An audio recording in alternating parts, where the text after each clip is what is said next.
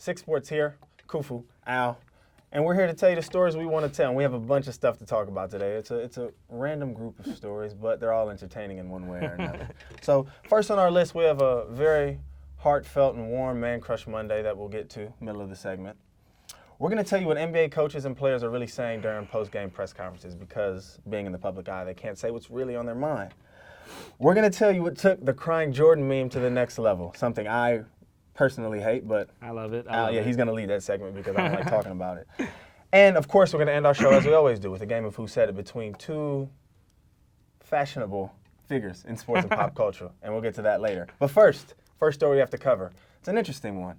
It's about a dude who's basically 30, and he's posing as a high school basketball player in Canada. The Dirty 30. The Dirty 30, yeah. The guy's name is Jonathan Nicola. He's from South Sudan, and he claims to be 17-year-old, but the authorities have recently found out that he's actually 29. He's in custody. Allegedly. Allegedly. This guy's age is like fluctuating. Yeah, and he's been playing high school basketball, living with his coach.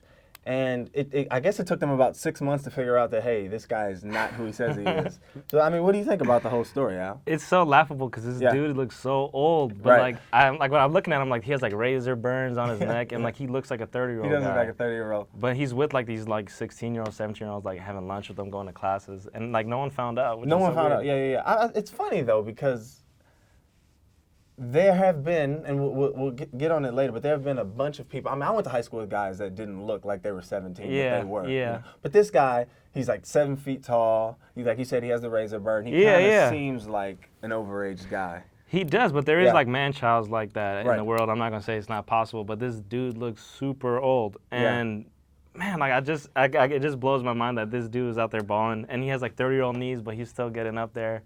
I just can't believe it. Right, but his teammates liked him. I mean, they said they were kind of taken aback by it. They were surprised, but they said, he's still a good dude. And they don't know. Like, there's a reason. Yeah. He's coming from another country. There's a reason he's lying about his age. Yeah, I mean, he's not over here just to, like, just to be playing with these basketball kids just because, like, that's what he feels like doing. Like, he had to escape this, and he thought this was the way out. This is the way to do it. And his teammates actually said that he's, like, a really good guy. That's my boy, man. It's a ball and a dream. He's trying to hoop. He's trying to play some basketball. Trying to do his thing. He had a lot of character, genuine guy. I feel for him right now. Free Johnny. I hope he gets out safe. I hope they're taking care of him over there.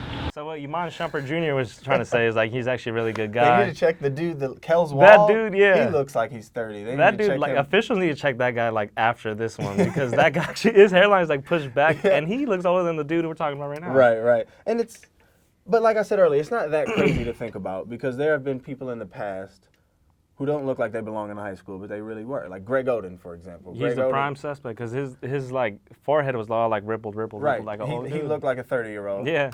He still looks. He has actually looked much different than he did in high school. He had the full beard, everything. Yeah, man. It's his elementary school. And The Rock as well. There's been talk about The Rock. He's like a man-child or was a man-child. Mm-hmm. And for you non-believers, we have video proof of what The Rock looked like in high school. Him alluding to it himself. So if we can roll that. Because I kind of stood out at 15. I looked like that.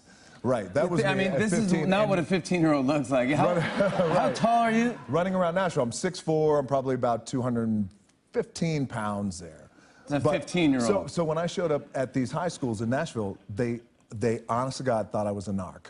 Yeah. It's like 21 Jump Street. Like total 21 Jump Street right there. Look, the worst you're going to get is 6 months probation, maybe some family counseling. It's nothing.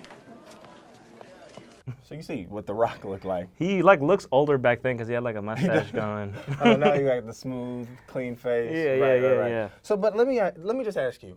This guy's 30. He comes to America. He wants to play basketball. He was about to go to the NBA. They were talking about him being a prospect. Yeah. Why not just go to junior college? That makes the most sense. Right. And that makes almost too much sense to bring to this story because it's just. That's logical. If he went to junior college and people wouldn't get, even if he was 30, like they wouldn't say like, oh, this is weird that a 30. That's not. You can go to junior college and play junior college basketball at any age. But by the time he becomes like an NBA like rookie, he'll be like 32. Yeah, he'd be less appealing. His ceiling. Yeah. Right. But he's super old. But what strikes me about this guy is, I'm wondering, like, did he watch 21 Jump Street? Did he watch, like, Billy Madison and Never Been Kissed? Study how to be a high school Study, kid? like, how to be, like, an old man and go to college. Well, the thing is, go to high school. I'm assuming he was in high school back in South Sudan, so he kind of knew the lay of the land. Yeah, but it's a different country and everything. Right. I don't know how they do everything over there, but you know, there's cliques over here. Was we the jocks, the nerds? I don't know what he was doing, but I'm just baffled that no one found this guy out sooner. Yeah. Well, I mean, there's still a lot of questions that need to be answered. He's still in police custody, so we don't really know what's going to happen to him. And I think the police are going to actually check out his teammate because they look like they came together. So we'll keep you updated on that. This is all we know for now, but we thought it was a funny story.